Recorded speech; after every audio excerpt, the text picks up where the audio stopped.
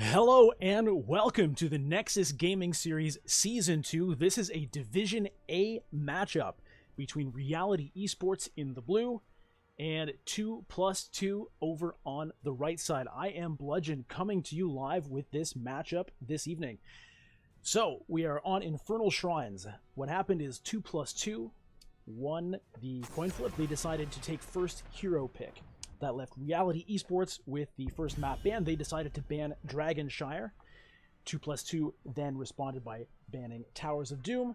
And Infernal Shrines has been selected for this first map by Reality Esports. And 2+2 has gone ahead and already decided that they will be playing in Sky Temple for game number 2. Alright, Malthael banned out on the first round here by 2+2, and Garrosh banned out by Reality. And a first pick ETC. So far, fairly common bans and picks, nothing too remarkable. ETC, of course, known as a very strong tank at the moment, very versatile, very beefy, so to speak. Able to really get a great team fight going with a mosh pit or global presence with the stage dive. We'll see how the rest of the team shakes up. Currently, it is up to Reality to decide what their first two picks will be coming into Infernal Shrines. Wow. Falstad and Dahaka. So I was talking a little bit about global presence with the ETC having that option, and Reality Esports deciding that they really do want some global presence for themselves with the Dahaka and the Falstad coming out. On the other side, Sonya and Tassadar being picked. So we're going to see a fairly protected front line here. ETC and Sonya, very generally survivable heroes with Tassadar throwing shields onto them. Both ETC and Sonya having some measure of self-healing. Obviously Sonya being better in that case. We'll see whether 2+2 picks up an additional support. I would expect them to do so. But now we're waiting for Reality Esports to ban. So while we're doing that, we'll talk a little bit about these teams in this division. So this is Division A, and 2+2, the team on the right side of this screen, are currently in first place, sitting atop the standings. They've got a really strong record so far in Season 2, 4 match wins. That means in the Nexus Gaming Series, it's a best of. It's not really a best of at all. It's just 2 straight games. You play 2 games no matter what. If you win both those games, you get 3 points in the standings. If you take 1 game and lose 1 game, you get 1 point. And if you don't win a game, you get 0 points. So far, 2+2 is sitting at 4 match wins, 0 draws, and 1 loss. So they have 12 points. Meanwhile, Reality is down a little bit lower in the standings towards the middle with 5 points. So they've won a match, they've drawn 2 matches, and they've lost 1 match. Reality Esports told me a little while ago their mission statement was to always be better than Illusion, which is another team that they have some personal history with, perhaps. And they pulled out a draw in their last series with Illusion, so we're not able to prove that mission statement correct in that match. However, if they are able to take down 2+2 here, that could be considered a proxy victory, seeing as how 2+2 took down Illusion Esports in their last match. So by the transitive property of game wins, that would pass that over to Reality. However, it's certainly early to be thinking about that. In the meantime, we have some more bans and picks coming out. Johanna ban, a Tracer ban, and we see Uther and Vala now picked up for Reality. So interesting composition we have so far. As I said, a lot of global presence with the Dahaka and Falstad. Vala now coming out as one of the main damage dealers for the team, and Uther, very solid support, especially when you consider that Sonya is on the other team. One of Sonya's greatest strengths is her whirlwind capability, the ability to keep herself healed up and damaging the team, and also just kind of a nuisance.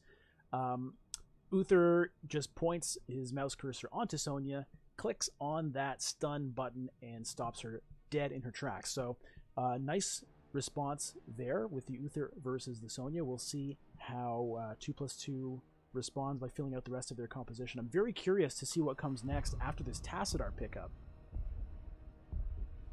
Time now counting down, taking all the time they have to think, which is, I think, a great idea. And the other support turns out to be Lieutenant Morales. All right, so that's a nice combination. Tassadar obviously having a lot of preventative support in the form of shields. But the timing on that can be fairly tricky, and sometimes you don't get a lot out of it. So Morales being there to actually heal people back up to full fairly quickly, I feel like it's going to be very annoying trying to hurt anybody over on 2+2. The Lunara pickup makes sense. Some nice backline damage to dance around behind the strong front line they've set up with ETC and Sonya. Lunara also a nice choice versus the Uther support. Uther pretty decent at burst healing, a little bit weak against persistent enemy DPS, which is exactly what Lunara does. Auto attack a bunch of people, get a bunch of free damage. Last pick now being selected for Reality. As the clock ticks down, we'll find out what that is. For the frozen Anubarak, okay. Very interesting. So also kind of a double frontline, although the front line on Reality probably a little bit stronger than the one over on 2+2, but you got to take into account the fact that they have two supports over there, whereas Reality relying only on Uther for that. So it's going to be an interesting clash of styles. We'll see how this goes. Loading into the match now. We will be right back. Don't touch that dial.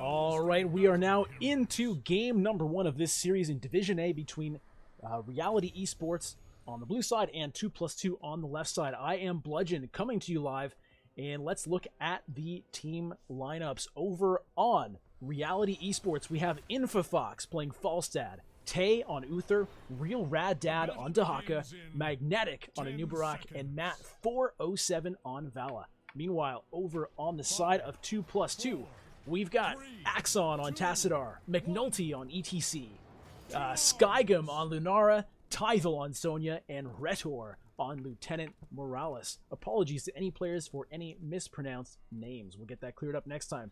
We see both teams splitting top and bottom, however not evenly matched. 4v3 bottom, 2v1 top. Real Rad Dad waiting in the brush right now, looking for any opportunity or need for him to bounce out of there. All members of both teams now heading up top. McNulty on the front line for his team, Magnetic on the front line for his. McNulty very boldly walking right into the enemy team with that guitar case on his back, even swinging his guitar around. Man, how much is that thing worth? It seems very irresponsible with what could be a very expensive and precious musical instrument. However, McNulty obviously knows what he's doing, knows the limits of his instrument, and is quite happy just hanging around, bashing people with it. Rachel now coming back down to join his team, not seeing any need at the moment to even do anything, as no one is really taking any damage. Meanwhile, in the top lane, quite a bit of damage actually did go back and forth between all the members. However, no one in any grave danger at this moment. Looking back down at the bottom lane, we see people just kind of rotating around at the moment. Not too much action, no giant team fight to start things out. Both teams just kind of trying to move around, get the XP from the lanes, and mostly just survive at the moment. A lot of stacking talent choices having been taken. Seasoned Marksman for Falstad, Wave of Light for Uther, and the Psi Infusion for the Tassadar, powering up the Psionic Storm. Infofox taking a bit of damage now. Axon up top getting a bit of a laser on him. Tythel whirlwinding around, but Real Rad Dad is not too concerned. However, he did take a fair bit of damage. But again, everybody just kind of walks away. We see that the Shrine will be activating towards the bottom. Looks at the moment like 2+2 has kind of the advantage here, and McNulty does actually start up that Shrine. Starting to whack away at some skeletons, but ETC not exactly the best at clearing that, and that's where Tybal comes in on that. Sonya just coming in, starts whirlwinding around, and they're getting the control of that shrine at the moment. It looks like Reality Esports not too concerned, deciding to take this opportunity and get some nice damage onto structures in the top lane. Magnetic and Tay kind of hanging around here. Mostly just keeping an eye on things, making sure they keep that bottom lane of minions cleared and soak up that XP, it looks like, for now.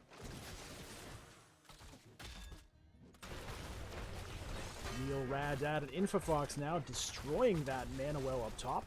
Saying, you know, and that would be a good place to have a mana well. You've got all this hot lava just sitting here. Look at this scary fish thing. I bet that fish wishes it had a mana well to drink out of. Well, you don't, fishy, and neither does 2+2. However, the Punisher did go over to 2+2, and that is now bashing down on that bottom fort. However, it does look like it's not going to be strong enough to take it down completely. So, some structure damage, but all told, fairly even really between both teams, taking different strategies. 2+2 deciding to go focus on that early Punisher. Meanwhile, Reality deciding to just directly attack the structures themselves. And fairly even, I suppose a slight advantage to 2+2 in the sense that they actually...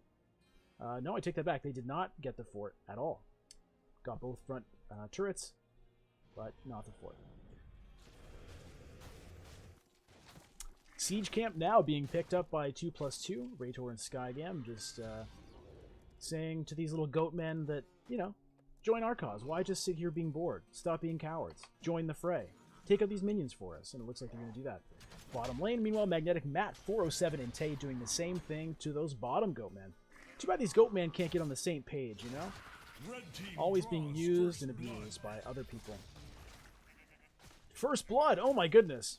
Looks like Falstad just dropped to Tassadar of all people. Good job, Tassadar. Axon picking up the first kill for his team. Sorry I missed that, but you know, those goatmen were fascinating. We see a ping down bottom. Vala escorting some more goatmen. Looks like there's lots of goatmen on this map. Being sent all over the place, and bottom camp now being cleaned up. McNulty gets a power slot onto Magnetic, pushes him out a little bit. Magnetic just kind of walks away. Raytor. Little bump on the back, but nothing to be too concerned about. Meanwhile, Tybal and Accent on top. Looks like they're going to get that front turret at the very least. However, Tay and Matt 407 now coming up the back. Can they get anything done onto Tybal? Uther stun right there, but Tybal gets the whirlwind immediately afterward. Perhaps not the best timing on that. Is he going to get away with... Oh!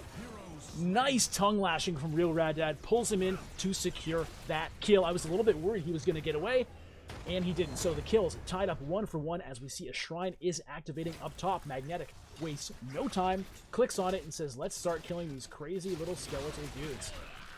I mean, these skeleton guys just don't stand a chance, but they don't, you know, they're going for it. Kudos to them. Bottom lane, Infofox now getting a bit of attention from the enemy team. Boldly just deciding to trade auto attacks with Skygam, even though McNulty and Raytor are sitting right there. Somehow he got away with it. Does take a lot of damage, although really playing quite far forward here versus 3 members of the enemy team. McNulty goes for it, does not quite get there in time. Looks like Infofox is just kind of taking some pot shots. I don't think he's going to be able to do much to actually stop that. However, I suppose it's keeping people distracted long enough while the rest of his team picks up the Mortar Punishers. So 1 for 1 on Punishers now. We'll see what Reality can get accomplished with this one. A lot of members still in the bottom lane here. Looks like Infofox actually did manage to fight them off of that fort. Punisher getting some pot shots onto Axon. However, while he's doing that, he's not attacking the structure, so perhaps that's just what Axon wants. Stun goes down onto McNulty, who is not too concerned. Punisher spending a lot of time attacking the enemy tank player. Magnetic says, we got to put a stop to this and let the Punisher actually focus on the structures.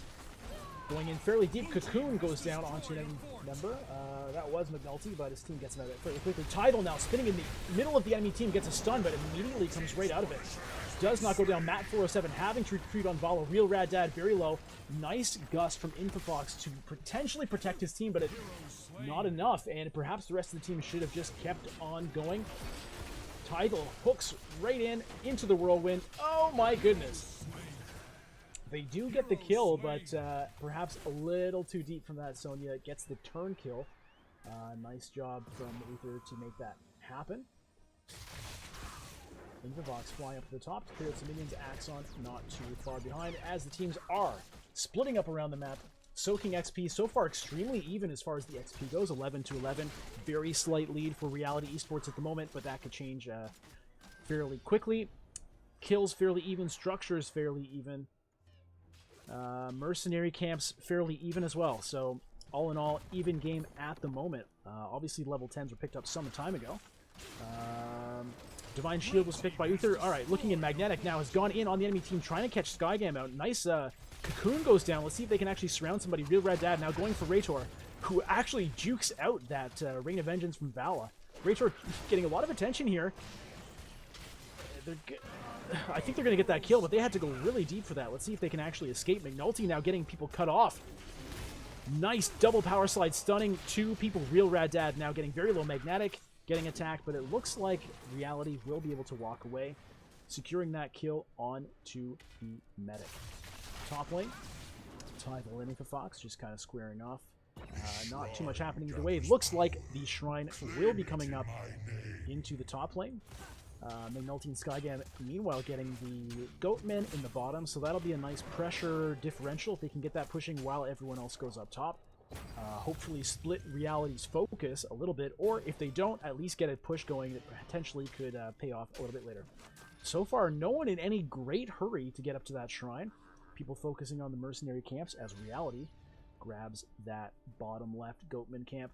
We'll see whether Dahaka decides to hang around here. It looks like he will clear out this bottom lane and be ready to jump up top when he needs to. So far, no one has yet activated that Shrine. For the 3 at the moment up top, however, that won't last long as ETC and Lunara are coming up. McNulty to reinforce. Nice double power slide again, and in they go onto Tay. Rain of Vengeance comes down. Uther, Divine Shield, super well timed, managed to save Tay's life over Magnetic. Now very low, Tyval just whirlwinding along. Lunara got pulled back into the team by Real Rad Dad. However, there wasn't really the support to take her down, and he puts himself in quite a bit of danger. Bit of a whiffed ult there from Matt407, zones the enemy team, I suppose, but the health bars are looking fairly low over on the side of Reality. Now, they do have a mana well, whereas we saw that 2+2s was taken out some time ago. We'll see if that advantage can come into play, but at the moment, it does look as though 2+2 does have control of this zone. Tyval just taking out skeleton men by the truckload, and their kills are mounting. Health bars have come back up on the side of Reality. However, most of their ultimates, or heroics rather, are down, whereas 2+2 still has a couple of theirs, including McNulty's main one. A lot of action now happening. Everybody jumping in. We'll see whether... Oh! Infofox pushing people out. I bet McNulty was just about to line up. In fact, that was a canceled ult from McNulty there. However, Real Rad Dad now goes down. The blue names are dropping fast. Tay getting low. Tyval going in for the kill onto Uther. Matt407 now barely not going to make it out alive. Axon with that beam onto him. Sonya there with a quadruple kill. That must have felt good for 2+2 as Reality Esports gets absolutely wiped out in that team fight, and that Infernal Punisher, that Punisher going to go very cleanly over to the side of 2+2. 5 members alive for 2+2. Punisher spawning. Forts already going down. How far are they going to push this? About 1 level up in XP. They will be hitting 16 before Reality gets a chance to do that. Tyval already taking this very aggressive advantage and getting that Goatman camp right beside the enemy base. Obviously, Reality in no position to contest that at the moment, so we'll see how well they can defend here. Most of their heroics are back up. A new Barack's Web coming out very soon, so currently the heroic advantage is on the side of Reality, but that Punisher is just wreaking havoc on their positioning, charging right into the middle. However, the Punisher is going down fairly quickly, so it looks like 2+2 might just have to satisfy themselves with taking out that front wall, at least exposing the keep for later, which is certainly a very nice thing to have. So they did not get to keep themselves. I'd say fairly nice defense there from Reality, making sure not to get picked, just focusing the damage on that Punisher, taking it out as fast as they can, and leaving 2+2 with no real opportunity to just take the game right in that moment. 2+2 though, relentless, taking more structures down bottom. They do have the level 16 advantage at this point. 15 just being hit now by Reality. I don't know what Reality's going to do. Dahaka is still up top at the moment, clearing out that lane, looking to just get some XP for his team. Reality in no position really to take this team fight, and they know it. So they hang around, kind of watch their fort get destroyed, but they at least slow them down a little bit, and they don't get any damage onto their keep wall. Meanwhile, Dahaka hanging out up top, getting XP for his team. Looks like he's really keeping an eye on things down bottom. 16 will be coming up fairly soon for Reality, so their tactic of delaying until they're at least on an even talent tier appears to be working. But we've definitely seen the momentum really in the favor of 2+2 for quite a while now. They really got a lot done after that big team fight top. Bottom Goatmen now captured for 2+2 as yet more red minions are pushing. We see mercenaries pushing mid and mercenaries pushing bottom, and yet more mercenaries just being captured now for 2+2. So really having the run of this map at the moment. You can see everything is starting to be colored orange, and the amount of things that are blue is just kind of dwindling more and more as time goes on. It's not over yet. All keeps still up for Reality. Not that far behind, only about 1 level's worth of XP. However, I'm not sure what they need to do to turn things around. Just the amount of control exerted in the team fights by 2+2 has so far just been something that Reality cannot stand up to. Looks like this might be it. McNulty moving in right now, making sure to stay on that front line for his team, keeping an eye on everybody and ready and waiting for that mosh pit. All those blue names kind of clustering together. You got to think he's got his finger on the trigger. Power slides now into Magnetic. Real Rad Data Magnetic on the front line, trying to get something done in the back of 2+2, but they are split now. Both blue tanks kind of in the middle of the enemy team. Infofox gets very low, has to panic and blast them away. Does give his team time to get their health bars up a little bit, but look at the status of the health bars over on 2+2. The double support really showing its strength in these engagements which do not result in a kill. That's the main difference in these team compositions, is Reality choosing to go with that single support Uther versus 2+2 going with the double support in the form of Morales and Tassadar. And we can see that 2+2, just their health bars just stay high. They go down a little bit, they back out, and they're back up. Reality managed to raise theirs up a little bit, but you know, Uther's cooldowns are fairly long. He cannot just top his team up the same way that Morales can. And we see that the Punisher is just going straight in against that keep. They did manage to get a nice pull onto Tidal. Sonya goes down. McNulty now going in a little bit too late. That's a 5v4 now in the favor of Reality. Can they turn this around? This might be their only chance to do it. Punisher getting in the middle of their team. It looks like they might actually save this keep. I don't think so. Axon gets some nice energy weaponry down on that, and they actually do lose the keep. However, they get a kill. They stop the Punisher, and they at the very least stave off what could have been a lot worse situation for Reality. A lot of momentum there was in the favor of 2+2, but a very nice pull and stun onto that Sonya, getting that quick kill to at least buy them some time. However, McNulty in a nice flanking position now behind the enemy team. We'll see what he chooses to do with this. Looks like he's just going to kind of walk away. Looks like Reality just want to try to blast this fort while they can and even up the structures a little bit while they have that man advantage on the field. Sonya now spawning and coming back to join the fight. Tidal eager to get back to his team, because when they're together, the pressure looks very different. We'll see how many Goatmen Reality can get before all of the enemy team is assembled. It looks like probably just that one. Dahaka still up top, keeping an eye on things and making sure that he's ready to come down, as the members of 2+2 are now back 5 strong, and just like that, we see Reality taking their leave of that territory, deciding that we don't need to be there anymore. Magnetic scouting things out.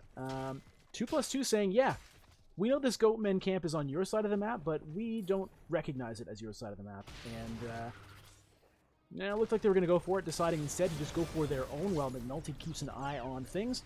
Looks like Reality is actually maybe going to be able to get that, although it's going to be close if 2+2 decides to go for it. And they don't. Even trade there on the mercenary camps as a shrine is now activating bottom. Level 20, however, has been picked up for 2+2 esports, so they will be eager to get things going on. Big Archon picked for Tassadar. Looks like ETC and Lunara still deciding on theirs. Ignore Pain from Sonya, and Hyperactivity for Morales. Oh, Real Rad Dad watches as 2+2 comes in to take that mercenary camp and walks away very wisely.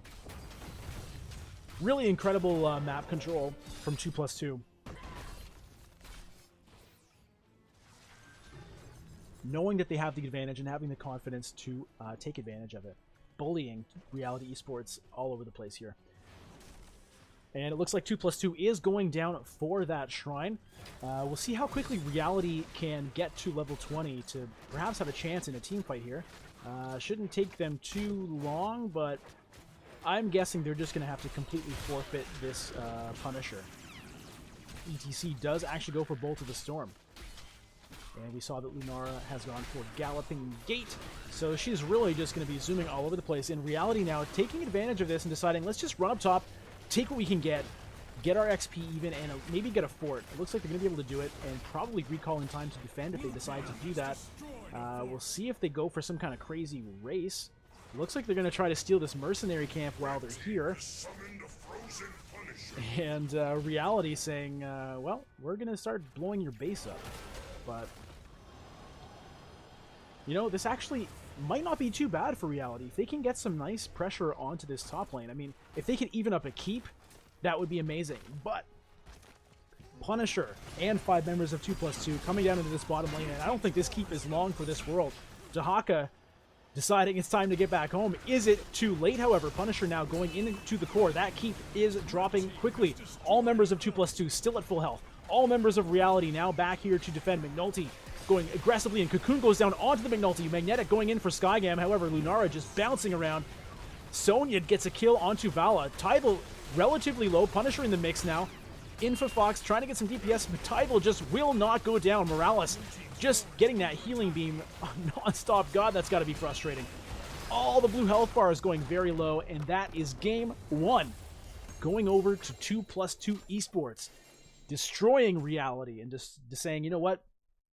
Reality may be one thing, but math is a whole other thing. So that's game 1 on the books. We'll be right back with game number 2, which will be taking place on Sky Temple. I'll be turning off the stream for just a moment, but don't touch that dial. We'll be back with game 2 of the Nexus Gaming Series Season 2, Division A, right after this.